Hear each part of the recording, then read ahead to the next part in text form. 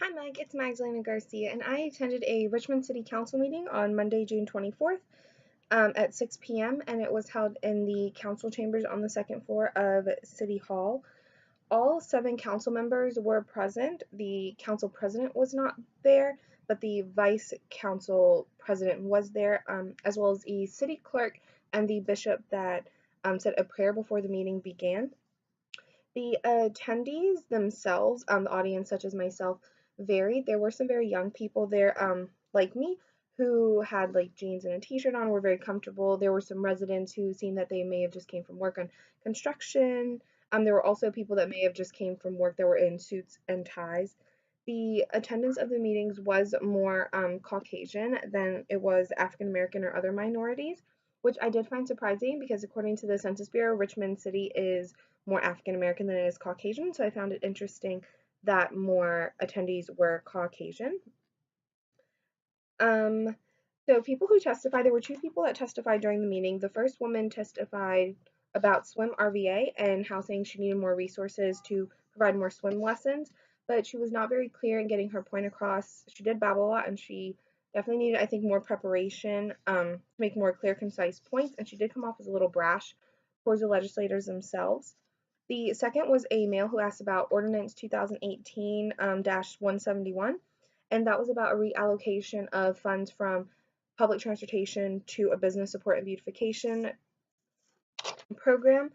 He was very polite, had clear points. He just wanted to know more, so I appreciate that he was confident enough to ask about more information because some of the terminology in the actual agenda that we got is a little bit government heavy and it's a little bit complicated. So I appreciate that he testified enough to ask about what everything was.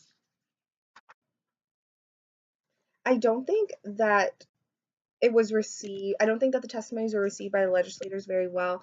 Um, and that kind of leads to my next point that a city council member with a social work background, I think, would have a more, wow, you voted us in here, we want to help serve you the best that we can attitude, versus the we need to get through this, we need to get this done kind of attitude that I think the city council members gave off to the audience during this meeting. I also think that social workers would be helpful as a liaison between residents and officials, especially with residents who may want to approach and testify um, towards the city council, just because it takes a lot of preparation. You have to present yourself in a professional manner, make sure that you're short and sweet and to the point because you do only have 3 minutes to speak. And so I think a social worker with a macro background or any background would be really helpful for residents to reach out to help prepare those kind of statements or presentations. I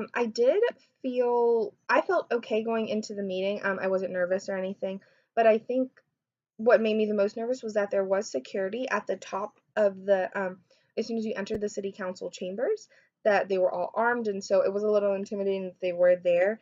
But other than that, the council meeting itself was very nonchalant, very informal. Sometimes an ordinance was passed, such as the reallocation of $300,000, and I had no idea that it happened. It was just, who wants to make a motion? I. Who seconds this motion? I. And then there would be Vice President Newbill, and she would say I, and they would just bang the gravel, and boom, that was it, and everything was done. And so that was very surprising to me that that's how easy it was, but also it didn't really give much of a chance for the audience to kind of put in their 2 cents, which they did. They would have that chance, but again, it doesn't seem that the chamber members really valued their opinions that much. So I can understand why people didn't want to approach them. Oh, this meeting was not accessible to persons with disabilities. There was nowhere for wheelchairs to be accessible, and to get down to a seat, you had to go down their stadium seating in on stairs. And so it would have been difficult for people with disabilities to get there, as well as the location of the actual meeting was horrible. I had to pay for parking and walk about 3 blocks. So I understand why the attendance of the meeting was very low, just because the people who these officials are trying to help govern are struggling to maybe deal with their own personal lives and bills, and so paying $4 for parking is just not going to work for a lot of families and individuals in the city. Um, I feel a lot better about legislative advocacy now that I did go to this meeting, especially with the second man, him having so much confidence to just go ahead and approach it. I would love to know more about actually actually creating a presentation that would be thoughtful, well done, and get my point across to them in a professional manner that would make them interested and want to help whatever program that I want to implement or more resources that I want to get for this program and things like that. So I feel a lot better about participation in legislative advocacy. I just want to know more now. I definitely just want to know more. And I think it was just a really great opportunity for me to go and see how this all really works.